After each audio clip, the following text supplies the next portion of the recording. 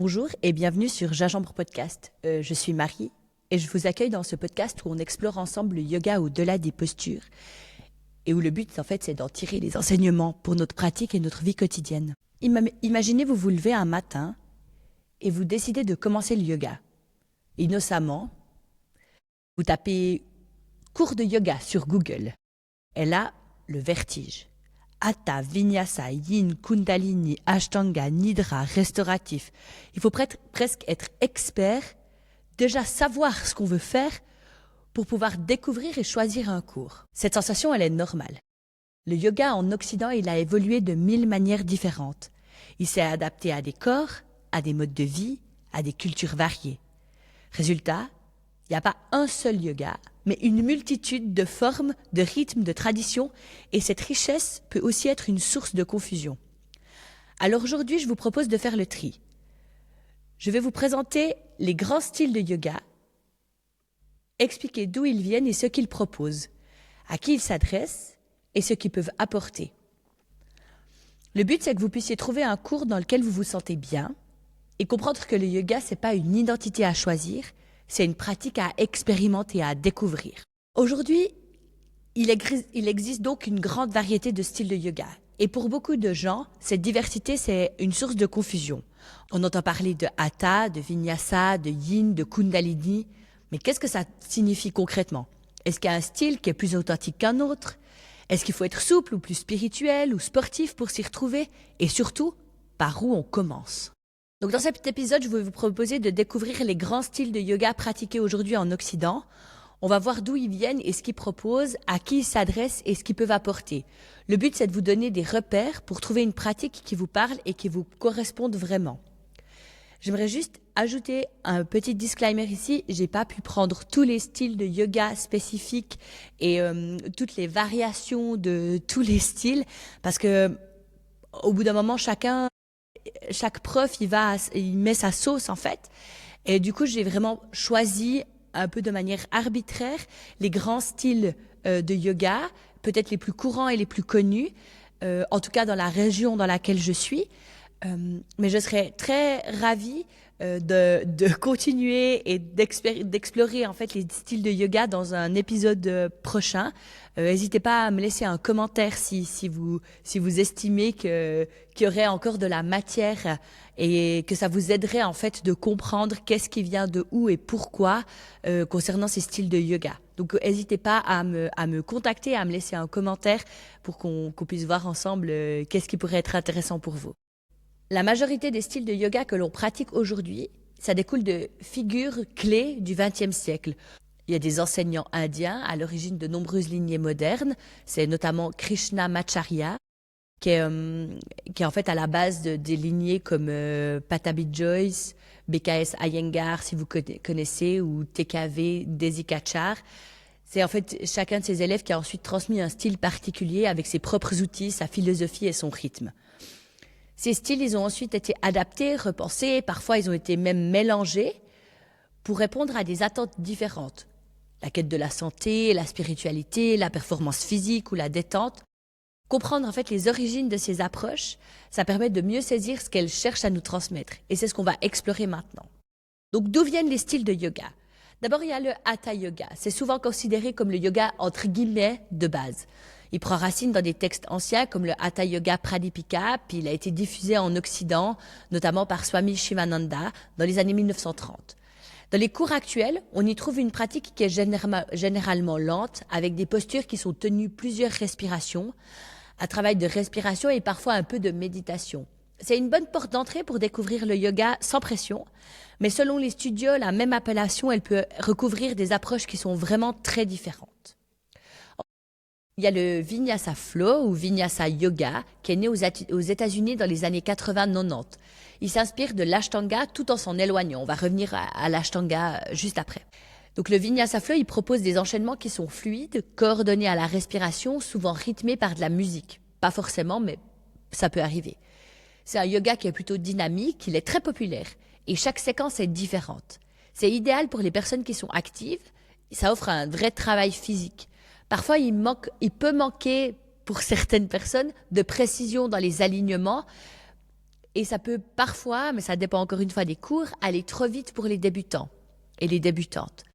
Il y a des variantes qui ont émergé de ce style de yoga comme le Hatha Flow qui propose de rester dans les postures, qui est un peu plus précis en termes d'alignement, tout en prenant en compte les variations des corps. Et en fait, c'est un enchaînement de postures dans des flows qui sont fluides. Mais c'est peut-être un peu le Hatha Flow, c'est peut-être un peu plus lent que le Vinyasa Flow. L'Ashtanga Yoga, donc c'est ce que je disais avant, il a été créé dans les années 40 par Patabi Joyce à Mysore.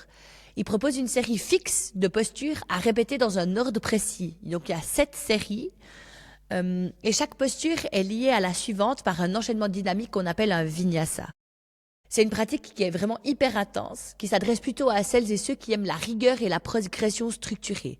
Il n'est pas vraiment adapté si on a des blessures ou bien si on est particulièrement fatigué, parce que ça demande une très grande discipline et à mon avis, ça ne s'adapte pas à tout le monde. Bien que c'est toujours intéressant d'aller essayer. Ensuite, il y a le Hot Yoga, qui était aussi appelé à l'époque le Bikram, qui a été développé dans les années 1970 par Bikram Choudhury. Il a été un peu contesté, disons. Et du coup, c'est pour ça qu'on appelle plutôt, on appelle plutôt ça le Hot Yoga. Il y a eu des accusations, notamment de harcèlement sexuel, ce genre de choses. Si jamais il y a un excellent documentaire sur Netflix sur sa vie et comment il a créé cet empire du Bikram et qui justement traverse un peu et raconte un peu cette histoire et un peu ces scandales. Mais bref, ça n'empêche pas que la pratique qui a été créée, elle est tout à fait valable. Donc ça s'appelle plutôt le Hot Yoga. Il se pratique dans les salles chauffées qui sont à environ 40 degrés et c'est une série de 26 postures et 2 exercices de respiration. C'est toujours les mêmes. L'objectif, c'est de stimuler la circulation sanguine, transpirer abondamment et puis améliorer la souplesse. Parce que quand il fait chaud, on a les muscles qui sont on arrive mieux à s'étirer en fait. On est plus souple. C'est un yoga qui est très physique, vraiment très physique, qui attire plutôt celles et ceux qui cherchent un challenge corporel. La chaleur, elle peut être vraiment très inconfortable, voire risquée pour certaines personnes. D'ailleurs, c'est assez, enfin, je vais pas dire que c'est courant, mais ça arrive quand même régulièrement qu'il y ait des gens qui versent dans ces cours parce qu'il fait vraiment chaud. L'Iyengar, ensuite, l'Iyengar Yoga, il a été développé à partir des années 50 par BKS Iyengar. C'est un style qui met l'accent sur l'alignement et la précision grâce à l'utilisation d'accessoires comme des blocs, des sangles ou des couvertures. On reste longtemps, très longtemps dans les postures en observant les détails du placement. C'est recommandé pour les personnes qui ont eu des blessures ou qui recherchent de la stabilité. C'est un yoga qui est extrêmement technique, parfois moins accessible pour celles et ceux qui cherchent une pratique qui est plus fluide. C'est pas parce qu'on reste longtemps dans les postures que forcément ça va être moins physique. L'Iyengar, ça peut être quand même assez physique. Le Kundalini Yoga, ensuite, il est enseigné par Yogi Bhajan à partir des années 69. C'est un style qui est très différent. Ça combine des mouvements dynamiques, des respirations puissantes, des mantras, des méditations. Son objectif, c'est d'éveiller l'énergie vitale et de renforcer le système nerveux et de travailler sur les émotions. C'est une pratique qui touche autant l'esprit que le corps avec une forte dimension spirituelle. Elle peut surprendre, voire déranger si on ne s'attendait pas à ce type de séance. Il faut aussi savoir qu'elle a été marquée par des controverses aussi autour de son fondateur. Puis il y a le Yin Yoga. C'est une pratique qui est plus récente, qui a été introduite en Occident dans les années 90 par Paul Griley et Sarah Powers. Elle s'inspire à la fois du Hatha Yoga et de la pensée taoïste. Les postures, elles sont tenues longtemps, vraiment longtemps, souvent entre 3 et 5 minutes, avec très peu d'efforts musculaires.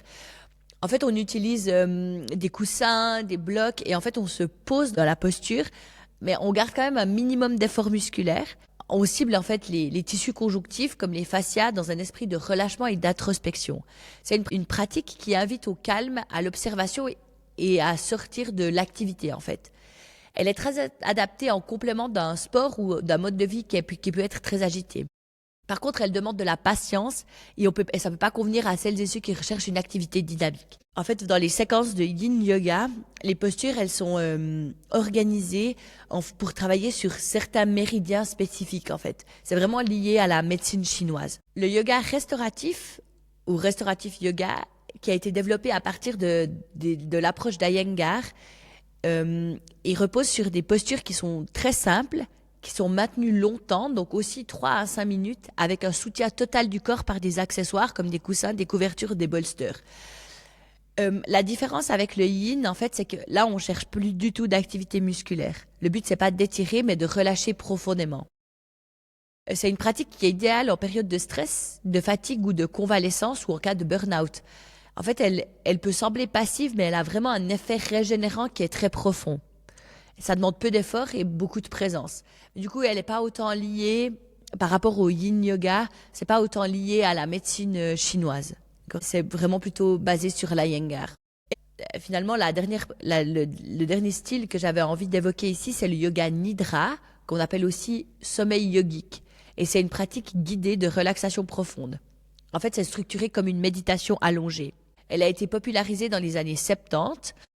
Pendant une séance, en fait, on reste allongé et immobile et on est guidé à travers un voyage mental et sensoriel qui vise à induire, à générer un état entre la veille et le sommeil. C'est un outil qui est très puissant pour relâcher les tensions nerveuses, améliorer la qualité du sommeil et puis favoriser la clarté mentale. Il n'y a pas de mouvement dans cette pratique, mais en fait, elle est extrêmement réparatrice. Il y a des cours où on fait du yoga nidra, c'est des pratiques que nous, on enseigne à midi au studio, parce que ça ne demande pas d'activité physique, et en même temps, c'est vraiment extrêmement puissant. J'avais encore envie d'évoquer ici un petit point, un peu un bonus sur la différence entre le yoga et le pilate. Parce qu'on confond souvent yoga et pilates, parce que les deux, ça travaille le corps en profondeur, la respiration, ça se pratique sur un tapis. Mais leur origine et puis les intentions qui les traversent sont très différentes.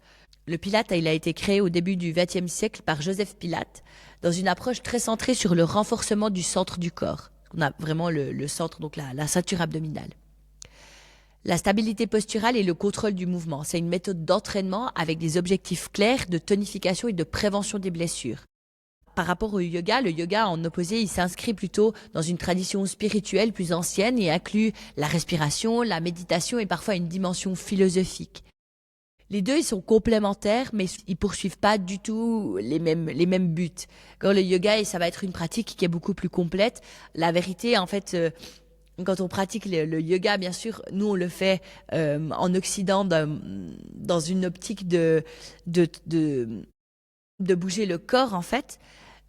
Vraiment, on a un yoga qui est très physique. Mais en fait, dans les textes anciens, si on prend les Yoga Sutras de Patanjali, par exemple, ou le Hatha Yoga Pradipika, on parle très peu des asanas, donc des postures, mais plutôt justement de l'aspect méditation, qui est vraiment un grand volet en fait du yoga. En fait, ils disent plutôt que les postures, les asanas, en fait, elles visent à préparer le corps pour pouvoir rester assis, pour pouvoir méditer. Vraiment, c'est vraiment très différent. Le pilate étant une pratique qui est beaucoup plus basée vraiment sur le renforcement du corps, quand le yoga vise un peu un équilibre plus complet de vie. En fait. Donc, comme vous pouvez le voir, chaque style de yoga, il raconte une histoire qui est bien différente. C'est des approches qui répondent à des besoins qui sont variés, se recentrer, se renforcer, se détendre, respirer, explorer sa dimension spirituelle. C'est vraiment très vaste. Il n'y a pas un bon style ou un mauvais style de yoga. Il y a celui qui vous parle maintenant. Celui qui correspond à ce que vous êtes aujourd'hui, à votre énergie, à votre corps, à vos besoins. Le plus important, c'est peut-être d'oser essayer. Tester plusieurs cours, voir comment vous les ressentez, observer ce qui vous fait du bien. Le yoga, c'est pas une case à cocher, c'est un chemin à explorer. Si vous souhaitez aller plus loin, vous trouverez en barre d'infos, j'ai mis une sélection d'ouvrages, puis des ressources qui permettent d'approfondir l'histoire et puis l'évolution des styles de yoga. Maintenant, si vous vous demandez comment reconnaître un bon cours de yoga, j'avais quand même juste envie de vous donner quelques repères un peu simples. En général, un prof ou une prof de qualité qui a été bien formé, il vient au cours avec un plan précis. Si vous arrivez au cours, peut-être il faut pas non plus aller une fois, mais 2, 3 fois. Si vous arrivez au cours, puis le prof il demande, ou la prof elle demande, vous avez besoin de quoi aujourd'hui, puis elle improvise une séquence sur le coup, c'est pas forcément hyper rassurant. En général, on a envie, en tant que prof, on sait où on veut aller, et où on veut emmener les élèves durant la séance. Même si on ne suit pas exactement le plan à la lettre, l'idée, c'est quand même d'avoir une idée globale de où c'est qu'on veut aller. Quel est le but de la séance aujourd'hui? Ça n'a pas besoin d'être énoncé. Mais par contre, il y a quand même une idée. Il y a tout qui, comme si ça faisait sens de manière générale. Un autre critère important, c'est la qualité de la relaxation finale, Shavasana. Si vous parvenez vraiment à vous relâcher, à décrocher, à plus penser, c'est souvent le signe que votre corps, que votre système nerveux, ils ont bien travaillé. Et ça, c'est un bon indicateur que c'est un cours de yoga de qualité, un style de yoga qui vous convient. Enfin, il ne faut pas sous-estimer des éléments comme l'espace, l'endroit dans lequel vous allez et la voix du ou de la prof. Se sentir en sécurité, dans un cocon, accueilli dans un cadre qui est calme, clair, ça joue beaucoup sur la qualité de l'expérience. J'espère profondément avoir pu vous donner certaines clés pour comprendre où chercher, comment vous repérer en fait dans cet univers qu'est le yoga. J'espère profondément avoir pu inspirer certaines d'entre vous, ou en tout cas peut-être si c'est pas eux directement qui écoutent cet épisode, n'hésitez pas à le partager, n'hésitez pas à le passer plus loin pour en inspirer certains. Merci infiniment pour votre écoute. Si cet épisode vous a inspiré ou questionné, n'hésitez pas à le partager autour de vous pour inspirer vos proches à commencer le yoga.